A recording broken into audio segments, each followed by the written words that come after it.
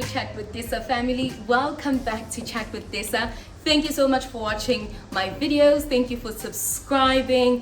Thank you for the comments. And once again, we're back with another financial chat. And today we're going to be talking about ETFs. Like I said in the last video, when I spoke about the tax-free savings account versus the tax-free investment account versus your normal fixed deposit account, I outlined how I saw the type of growth that I achieved in my tax-free investment account. And I told you guys that it was mainly because I was invested in ETFs. Now you might be wondering, yeah, what is an ETF? Now I'm going to break it down for you today. And I'm going to break it down for you in a way that I understand once again. And I think I'm pretty much that learner that needs things to be broken down to the core in order to understand things. So an ETF, to give you the plain simple definition of what an ETF is, for example, if you think of a company and you have a share in that company, you only hold shares in that one company. But now when you think of an ETF, it's almost like a basket that has various shares. So think of a basket and it has shares from here, here, here, here, and here. Let's call this basket the top 40 because there is an ETF called the top 40, right? Let's think of this basket and it's called the top 40. This ETF has shares from the different top 40 companies in South Africa. Wouldn't that make it better than just this one that only has a share from one company?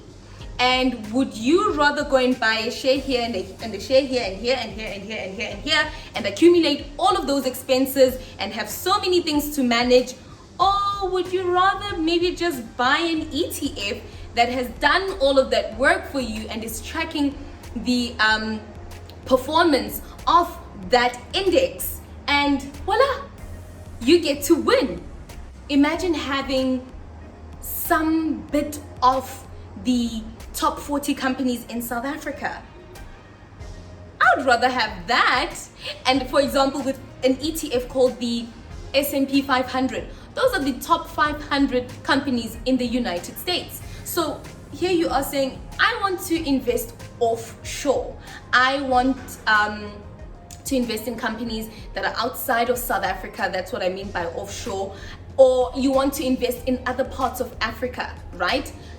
In South Africa included, but also other parts of Africa.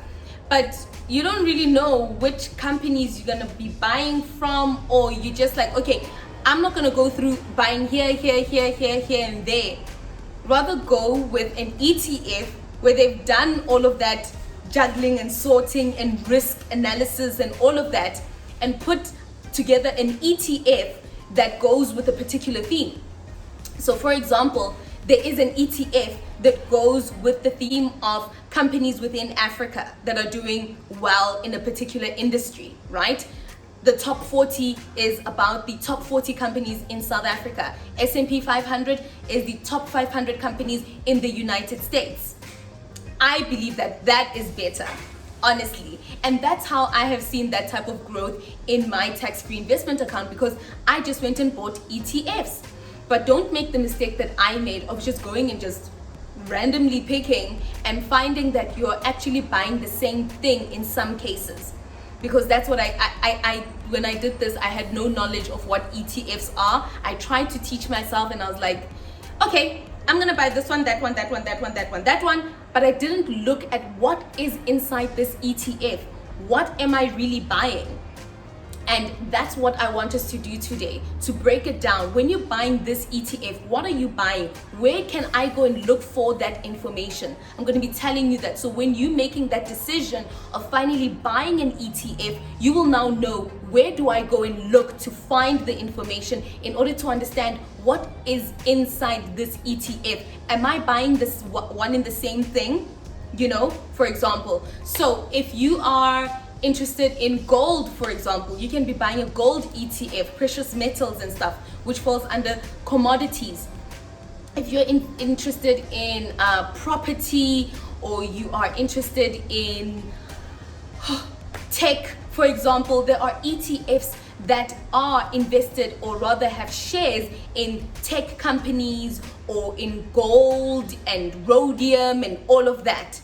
So I hope that this will be very helpful. And if you still don't understand, really try and take time to read from the resources that I have given you. In the description box, there are quite a few links about where I found my information, where I was able to understand this better. And I hope that those links will also help you understand things a little better. Take the time to read, take the time to listen to a podcast if you don't want to read, but trust me, this is going to improve your investment portfolio. It will honestly make you more money.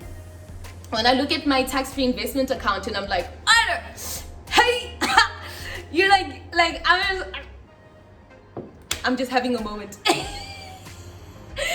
just like, if I can see this type of growth in it for like the next 15 years, hey, you know, until I reach my lifetime limit, which is 500,000, of which I've used 33,000 plus 36,000 of it. So I'm going to reach my lifetime limit maybe in the next 11 years.